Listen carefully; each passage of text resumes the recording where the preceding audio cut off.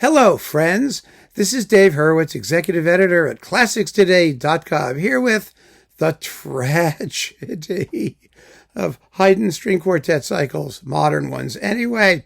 Is there anything in music more frustrating for us long-term collectors, us oldsters, than desperately wanting great works to be recorded in magnificent new editions, in especially large series that we were used to be such an effort to try and find complete sets of things. It was difficult. It was aggravating. There was always something going on.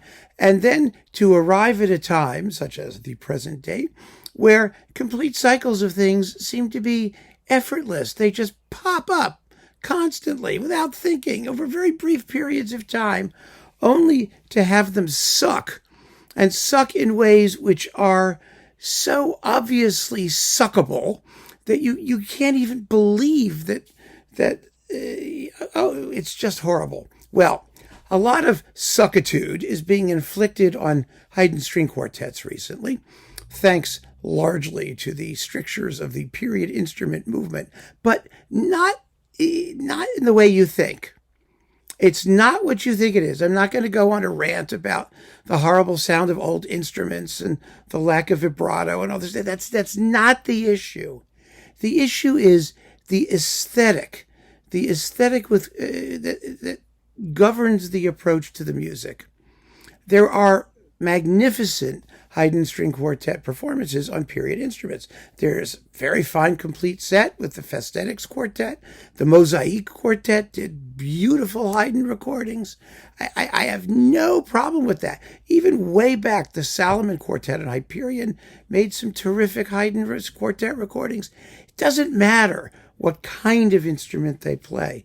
What matters is how they're played and what the players think is the proper quartet sonority, the proper sound. Often this has to do with, beauty of timbre. Of course it does.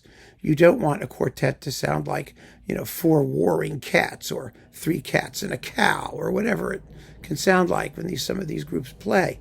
But beyond the mere question of timbre, there's accent, there's tempo, there's phrasing, there's a million qualities, all of which are heightened by the transparency of the chamber music medium. Let's be clear about this.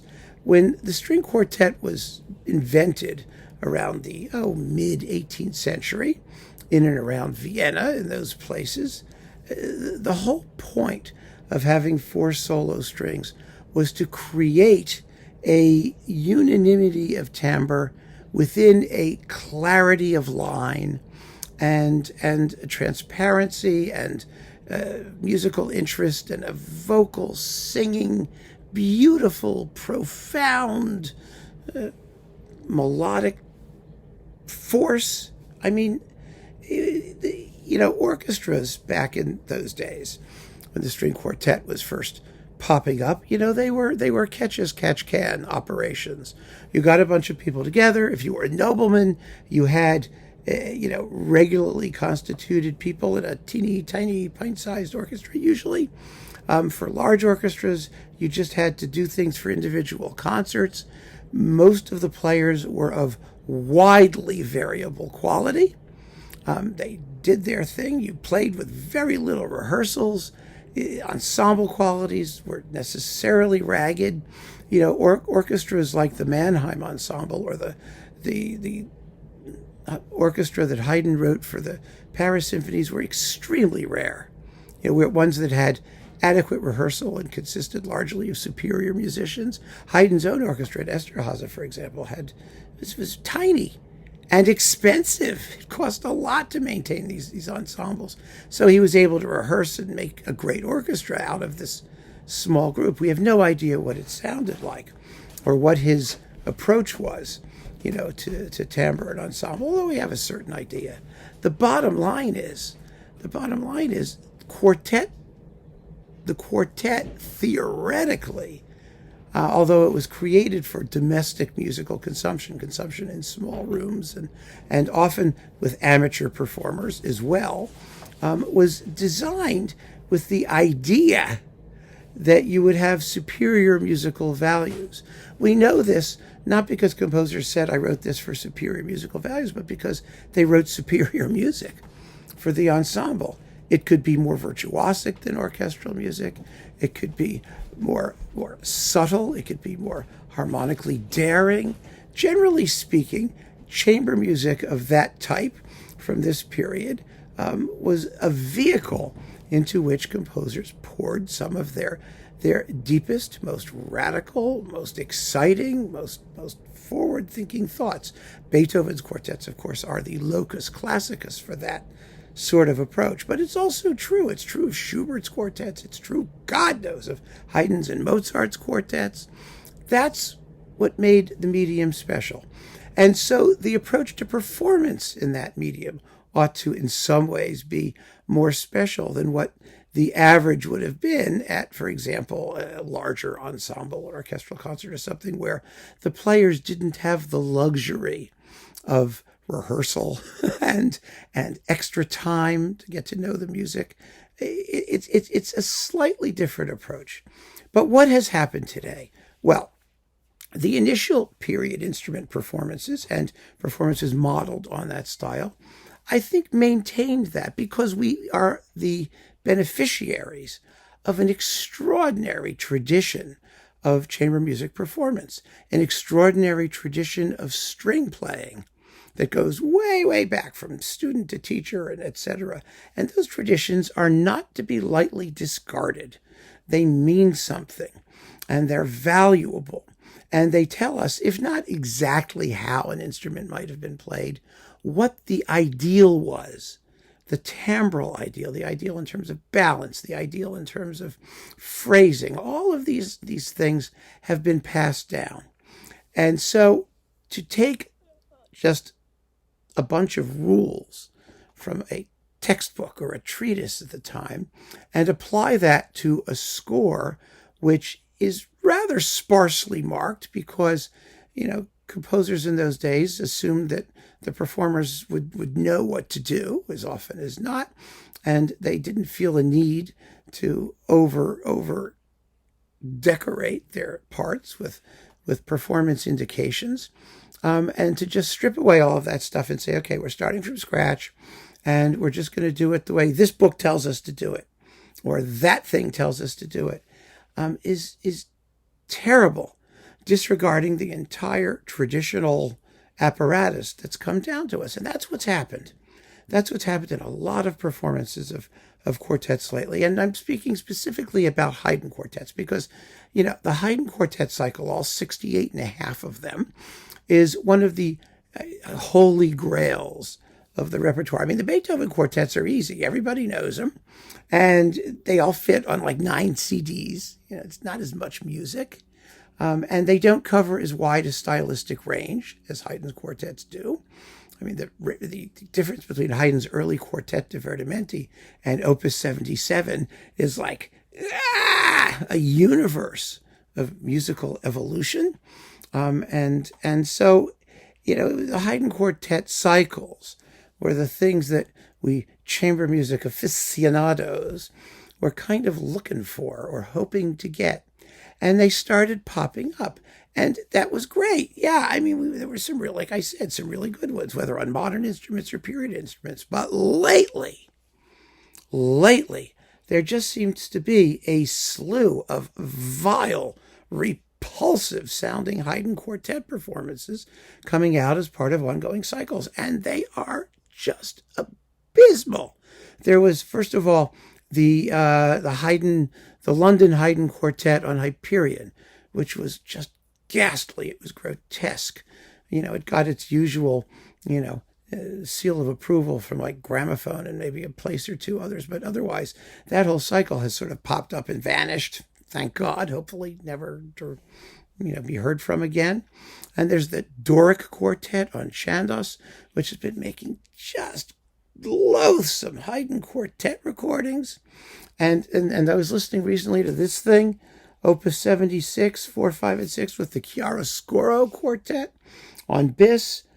They're hideous. They're absolutely hideous. I mean, first of all, the ensemble sound is ugly. The approach to dynamics is fussy and constantly being manipulated. It's not subtle. It's about as subtle as a crutch. It's outrageously vulgar and arbitrary. I mean, that's the real point. I mean, there's no sense behind what these people do. They treat the music with this sort of slash and burn approach, which could be exciting. I'm the last person to deny that there was an aspect of chamber music performance that could have used a little roughing up, just a little more excitement, a little more energy, of the willingness to make a harsh sound when the music was going there. Anyway, and it goes there in Haydn and Mozart and Beethoven, it does. So that's okay.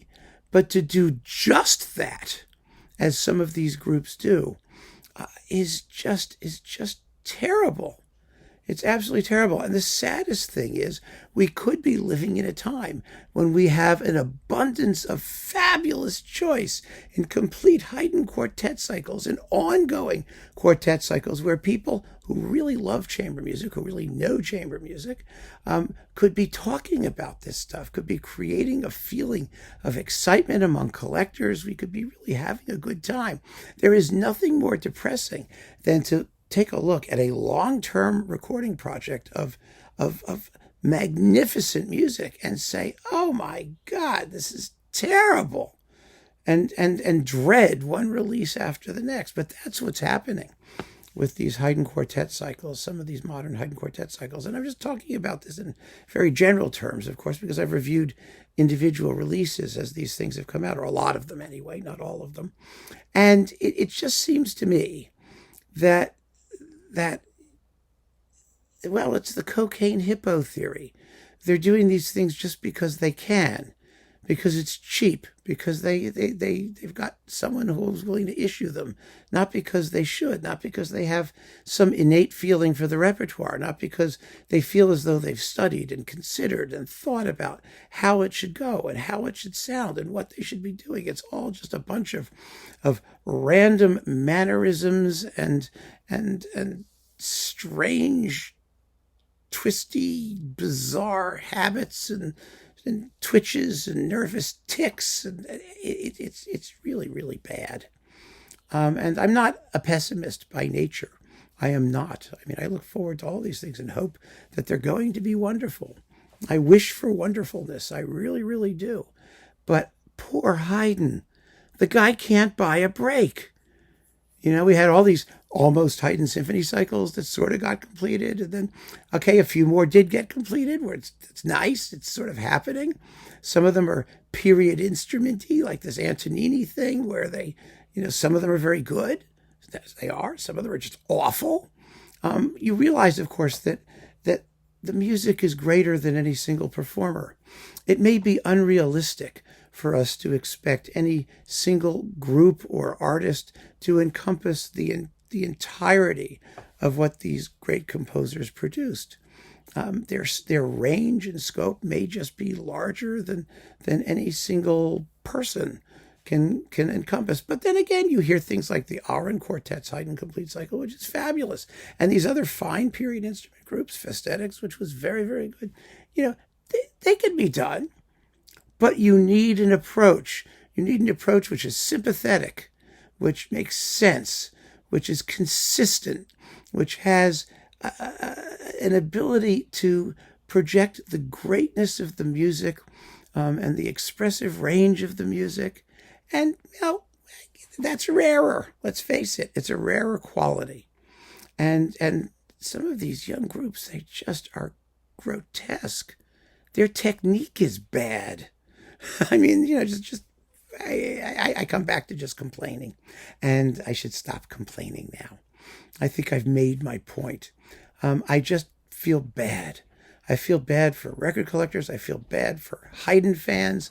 I feel bad for people who are really, really looking forward to the era when this volume of recordings, this volume of activity was possible, and it would take place within the context of an idiomatic and musically enlightened civilization. And it ain't happening. And it pisses me off. So I just thought I'd share that with you. Keep on listening, friends. Thanks for joining me. Take care.